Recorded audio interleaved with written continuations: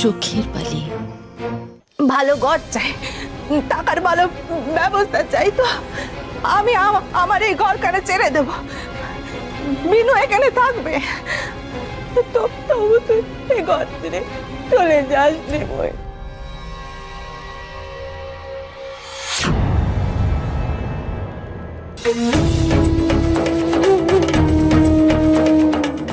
এসো বালি, তোমার ঘরখানা গুছিয়ে দিই। আমার আর বিনোদিনীর সাথে সবাই বিরোধিতা করছে, কিন্তু আশা আশা কি করে এখন এত ধীর স্থির? সবচেয়ে বেশি রাগ, সবচেয়ে বেশি ঘৃণা তো ওর হওয়ার কথা। তুই গোছাবি আমার ঘর? তোর রুচি পছন্দ আমার খুব ভালো করে জানা আছে বালি। তোর সাথে আমার রুচি পছন্দ মিলবে এ কথা তুই ভাবলি কি করে? আমি তেমন কিছু জানি না বালি, তোমাদের মতো পছন্দ অপছন্দ আমার নয়। তবে তোমার সাথে থেকে থেকে যতটুকু শিখেছি তাই দিয়েই না হয়। থাক বালি, আমাকে আর বদান্যতা দেখাতে হবে না। আমার ঘর আমি নিজেই গুছিয়ে নিতে পারবো। আমি জানি বালি তুমি পারবে, তুমি এত কাজের আর এতটুকু পারবে না। তবু তোমার হাতে হাতে একটু সাহায্য করে দিলে তোমারই একটু সুবিধা হয়। কি দরকার আশা? তোমার শরীর যখন চাইছে না তখন কেন তুমি শুধু শুধু জোরাজোরি করছো বলো তো? দেখো আশা, রুচিবোধ আসে শিক্ষা থেকে, যে শিক্ষা তোমার একেবারেই নেই।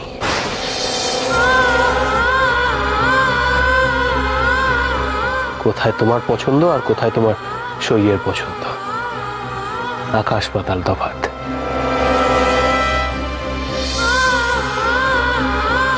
তোমার শরীরের ঘর সাজানো তোমার কম্য নয় আশা, কাজেই তুমি নিজের ঘরে যাও।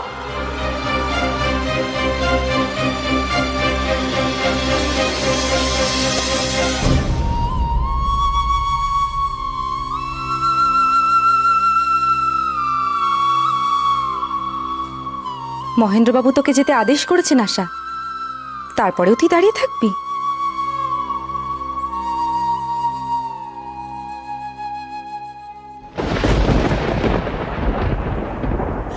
ভাবলুম যে ওই কালনাগিনী এতকাল আমাদের বুকের ওপর দাঁড়িয়ে দাঁড়িয়ে নৃত্য করেছে, যাবার বেলায় বেশ করে তল্লাশি চালিয়ে ওই অপমানের শোধখানা তুলি।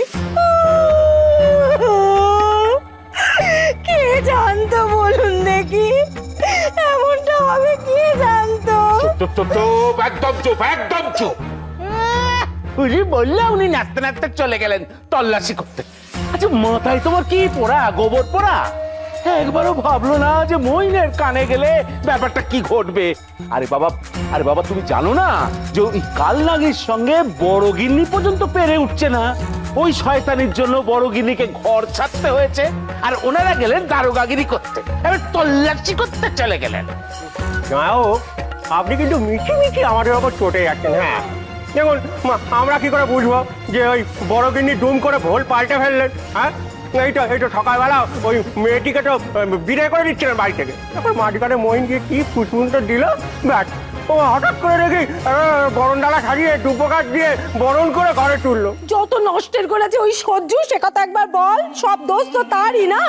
জানেন সে হতভাগী যদি মুখ না খুলতে তাহলে মইনের কি সাধ্য ছিল বলুন দেখি জানার? আরে বাবা, বৌমার কি দোষ? হ্যাঁ, বৌমা মুখ না করলে কি হয়েছে? ওই কালনাগিনী রয়েছে তো, সে কি বসে বসে তোমাদের বাঁশি শুনতো? তার মুখ নেই? এই দিদি, তুমি আবার একটা ভুল করছো। বলি, এই অপরাধে তুমি যদি সরজুকে বকাঝকা করো না, তাহলে আমাদের হাতে আর কোনো উপায় থাকবে না। কথাটা একবার মইনের কানে উঠলো না, মইন পত্তবার আমাদের এ বাড়ি থেকে বিদায় করে ছাড়বে। এই বোঝাও তোমার দিদিকে, বোঝাও ফুলু। ওনার ঘটে তো কিছু নেই, ভালো মন্দ উঁচ নিচ কিছুই তিনি বিচার করেন না। উঠলো ভাই তো কটক যায়। ঠিক আছে, সে না হয় আমি মুখে কুলু পেটে রইলাম, সহ্যকে কিছু বললুম নে। কিন্তু মহিন, ও বাবা, ওই মহিন কি আমাদের ছেড়ে কথা কইবে? এখন নাকে কান্না কেঁদে কি হবে গিন্নি? কথায় বলে, ভাবিয়া করিও কাজ, করিয়া ভাবিও না। তবে একটা কথা বলে রাখছি গিন্নি, সাপের লেজে তুমি পা দিয়েছ, সহজে ছেড়ে দেবে না, সে মরণ কামড় দেবেই। বিনোদ, একবার একটু এদিকটায় দেখবে? দেখো তো ছবিটা কি ঠিক আছে? আমার কেমন যেন মনে হচ্ছে হেলে গেছে, বাদিকটা একটু উঠবে, তাই না?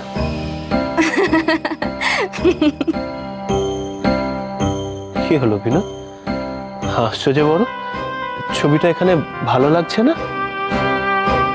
আপনি ওসব রেখে দিন, ওসব কাজ জীবনে আপনি করেছেন, এইসব আপনার কম্য নয়। আপনি ছেড়ে দিন, আমি পরে করে নেব। জীবনে তো অনেক কিছুই করিনি, আজকে তো অনেক কিছুই প্রথমবারের জন্য করলাম। আজ যা করলাম সেটা এই বংশের কেউ কোনোদিন করার সাহস করতে পারেনি। করা তো দূরের কথা, এমন কাজ করার কথা ভাবতেও পারে। অনেক সাহস লাগে বিনোদ, অসীম সাহসের প্রয়োজন পড়ে। মানছি মানছি, আপনি মস্ত বড় বীর পুরুষ। রসিকতা নয় বিনোদ, সত্যি, একদম সত্যি। তোমার সুখের জন্য যে আমি সবকিছু করতে পারি বিনোদ, সবকিছু। তুমি খুশি তো? আপনি আজ যা করেছেন কেউ কোনোদিনও আমার জন্য এই কাজ করেনি। আমি কখনো ভাবতেও পারিনি কেউ আমাকে এতখানি ভালোবাসতে পারে। আজ আমি খুব খুশি মহেন্দ্রবাবু। কিন্তু বিনোদ, তুমি তুমি কি এত ভাবছো? এই ঘরে এসে থেকে আমি লক্ষ্য করছি নিজেকে কোনো না কোনো কাজের মধ্যে ব্যস্ত রেখেছো। কি নিয়ে তোমার মন ভার বিনোদ? তুমি কি সত্যি খুশি?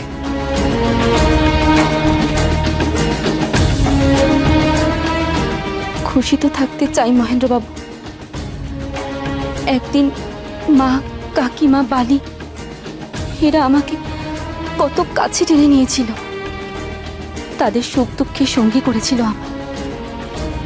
কিন্তু আজ আজ তারাই আমাকে দূরে ঠেলে সরিয়ে দিয়েছে, আমাকে একেবারে পর করে দিয়েছে।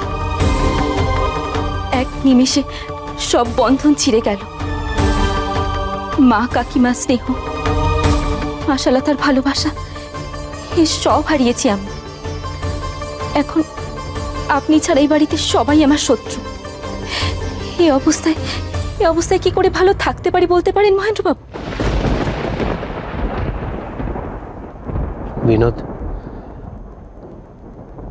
আমার দিকে তাকাও।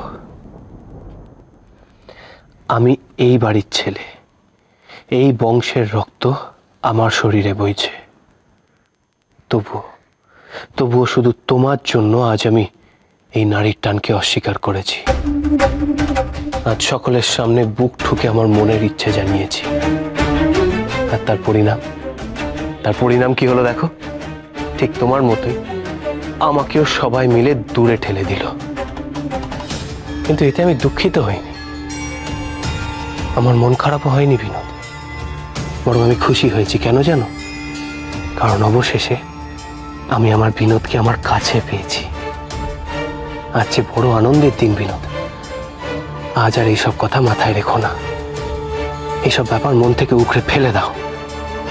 ভেবে দেখো বিনোদ, আজকের পর থেকে আমাদের কাউকে ভয় পেতে হবে না, কোনো কিছু নিয়ে অনুতাপও করতে হবে না। চেষ্টা তো করছি, কিন্তু পারছি কোথায় মহেন্দ্রবাবু? মা, কাকিমার অভিশাপ, আশালতার চাহনি যে আমাকে বারবার আঘাত করছে। বিনোদ, আমাদের ভালোবাসার থেকেও কি এইগুলো তোমার কাছে বেশি বড়? আমি তো আমার কথা রাখলাম বিনোদ, এবার তোমার পালা। আজও কি তুমি সব বাধা সরিয়ে পুরোপুরিভাবে আমার হবে না? আজও কি তুমি আমায় অপেক্ষা করিয়ে রাখবে বিনোদ?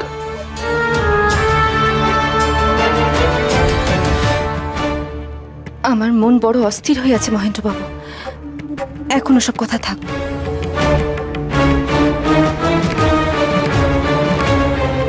আচ্ছা, এই ঘরটা কেমন ফাঁকা ফাঁকা লাগছে না?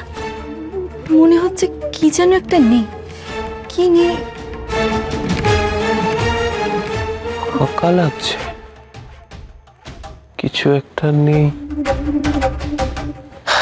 পেয়েছি, আমি জানি কেন এই ঘরটা ফাঁকা ফাঁকা লাগছে। তুমি একটু অপেক্ষা করো বিনোদ, আমি এক্ষুনি যাচ্ছি আর একটা জিনিস নিয়ে আসছি, দেখবে তুমি মনে মনে যেটা ভাবছো আমি ঠিক সেই জিনিসটাই এনে হাজির করব। দাঁড়াও। দূর, সারা দাঁড়ানোর কথা কয়নি। কি করবো আমি এই খেলনা পুতুল দিয়ে? মিচি মিচি আমি খালি বকে মরি। আর বলবেই বা কি করে? ওরা যে পুতুল, মানুষের মতো ওদের যে মন নেই, পেরার নেই, দুঃখ নেই, সুখ নেই। এরা সংসার গড়তেও জানে না আর ভাঙতেও জানে না। আমি এতদিন বোকা ছিলাম, ওদের দিয়ে যা ইচ্ছে তাই করিয়েছি। কিন্তু এখন আমি কি করবো এদের নিয়ে? আমি যে এখন আর সেই ছোট্টটি নেই। অনেক অনেক কিছু বুঝতে শিখে গেছি আমি এখন।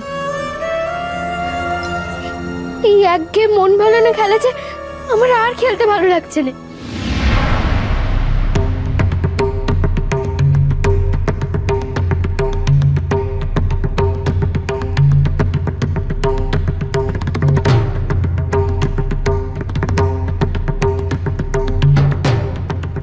আচ্ছা, বলছি যে হক সাহেবের মার্কেট থেকে একটা বেশ সুন্দর বিলিতি সেজবাতি এনেছিলাম, ওটা কোথায় দেখেছো?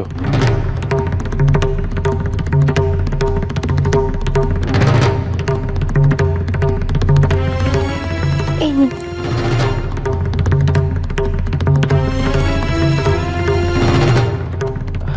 আর ওই আরেকটা জিনিস লাগবে, পেপার ওয়েটটা কোথায়?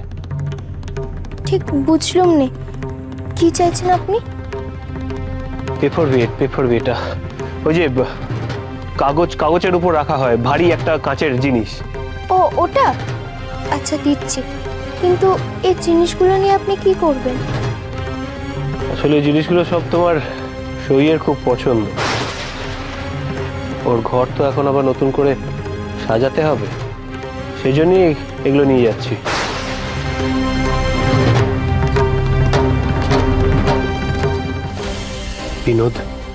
বিনোদ খুব খুশি হবে নিশ্চয়ই এগুলো পেয়ে। আমি তো এই সুন্দর সুন্দর জিনিসগুলো নিজে পেরানি ধরে ব্যবহার করতে পারিনি। ভালোই হয়েছে, বালি না হয় এগুলো ব্যবহার করে নিল। আশা কি মন থেকে বললে কথাগুলো?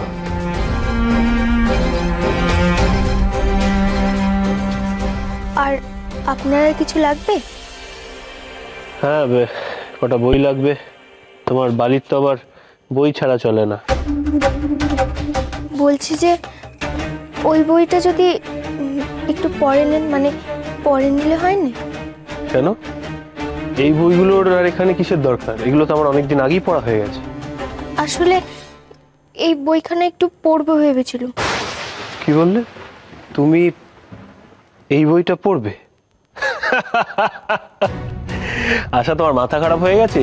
তুমি জানো এই বইটা কি? হ্যাঁ, এই বইতে কিন্তু ছবি ছড়া ওসব কিচ্ছু নেই, বরং শক্ত শক্ত কথা লেখা আছে। ওসব তুমি কিচ্ছু বুঝতে পারবে না।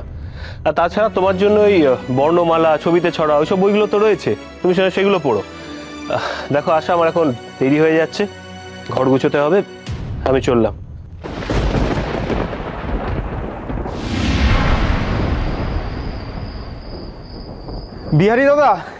বিহারি দাদা, কি হলো অন্দরমহলে? বিহারি দাদা এই বাড়িতেই থাকেন তো? হ্যাঁ, তা তো উনি থাকেন, কিন্তু আপনি কে? আপনাকে তো ঠিক চিনলাম নে। আমি আনন্দ, ওনার ছাত্র। আমরা একসাথে দেশের কাজ করি। আমার ওনাকে খুব দরকার।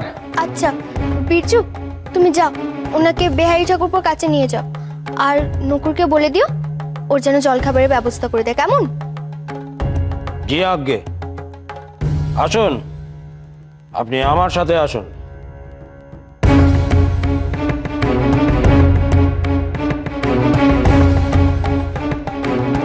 বিহারি দাদাবাবু, দাদাবাবু, হ্যাঁ এসো। দাদাবাবু, এই দাদাবাবু এসেছেন আপনার সঙ্গে দেখা করতে।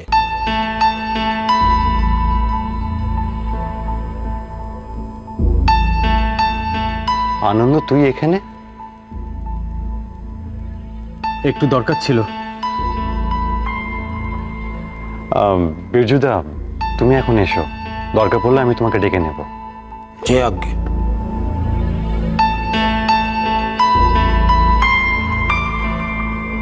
কিরে, ওদিকে কি খবর?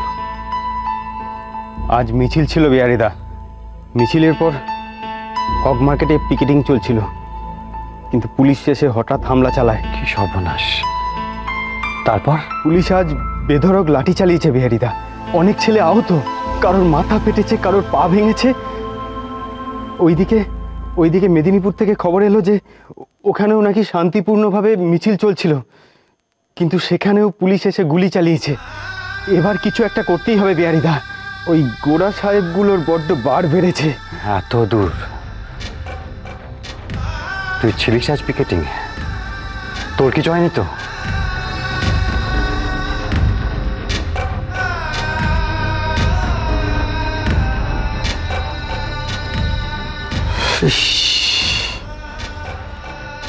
এইভাবে মেরেছে?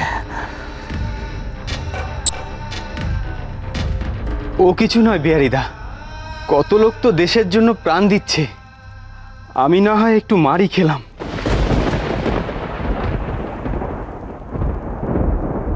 মাথাটা দোষ কি দিদি? যেরম ভাবে কান্নাকাটি করে চলেছ, মাথা তো ব্যথা করবে। মাথা ব্যথা করছে তো? হ্যাঁ, আমি জানতাম। কাকিমা, এ ব্যথা মাথা টিপলে কমবে না।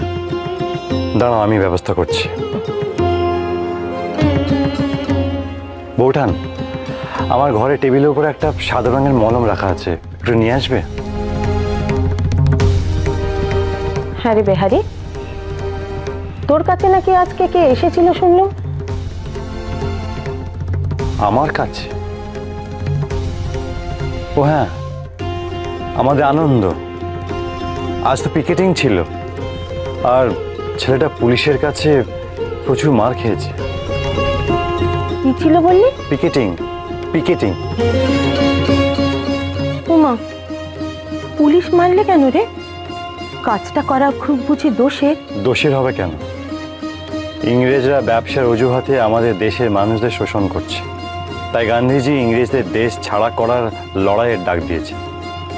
কেউ আইন অমান্য করছে, কেউ বয়কট করছে, আর কেউ বা পিকেটিং। বিলিতি জিনিস না কেনার জন্য বোঝা নাকি বলে পিকেটিং। তাই দেশের ছেলেরা বিলিতি জিনিস জড়ো করে পুড়িয়ে দিচ্ছে। উত্তাল হয়ে উঠেছে দেশের মানুষ। তাই ইংরেজদের বুঝিয়ে দেওয়া দরকার, তাদের উপর আমরা নির্ভর করি না, তাদের শাসন আমরা মানি না। উমা, ওই গোরা সাহেবদের সাথে কি আমরা পারি নাকি? কি হবে এইসব লড়াই করে? হুজুক হুজুক, ওইসব ছেলে পুলেদের হুজুক। না মা, হুজুক বলে এটা খাটো করে দেখো না। সব লড়াই কি আর অস্ত্র দিয়ে হয়? আর তাছাড়া ইংরেজের সাথে লড়াই করার মতো অস্ত্র আমাদের কাছে নেই। বিরোধিতা করাও তো এক প্রকার লড়াই। তাই যুবক সমাজ এখন সেই পথই বেছে নিয়েছে। ভয় পেয়ে পিছিয়ে গেলে তো চলবে না।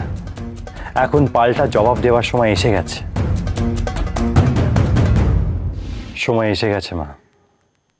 মাতৃভূমির ডাক দিয়েছে, এবার যে আমাকেও যেতে হবে। না বেয়ারি না, তোর কোথাও যাওয়া হবে না। ঠিক আছে, তুই দেশের কাজ করতে চাস তো এখানে থেকেই করবি, তোকে কেউ বাধা দেবে না বেয়ারি, কেউ না। না মা, এখানে থাকলে অসুবিধা আছে, আমার কাজে বাধা আসবে। অসুবিধা? কিসের অসুবিধা বেয়ারি? কে কে তোরে বাধা দেবে? দেশের কাজ করতে চাচ্ছিস তো, কে বাধা দেবে বল দেখি? মহিন্দা। তুমি তো ভালো করেই জানো মহিন্দা মনে প্রাণে সাহেব, সরকারি মহলের সাথে তা ওঠা বসা। তাই মহিন্দা আমার এই দেশপ্রেম মেনে নিতে পারবে না। আর তার বাড়িতে থেকে আমি সরকারের বিরোধিতা করব, মহিন্দা সেটা কখনোই বরদাস্ত করবে না। না বেয়ারি, আর যদি এত বড় অনাচার আমরা মেনে নিতে পারি, তাহলে দেশের জন্য সে এইটুকু মেনে নিতে পারবে না? তুই চিন্তা করিস না বিয়ারি, মানতে তাকে হবে। আর এবার যদি সে না মানে তাহলে আমি এ বাড়ি ছেড়ে চলে যাব বলে দিল।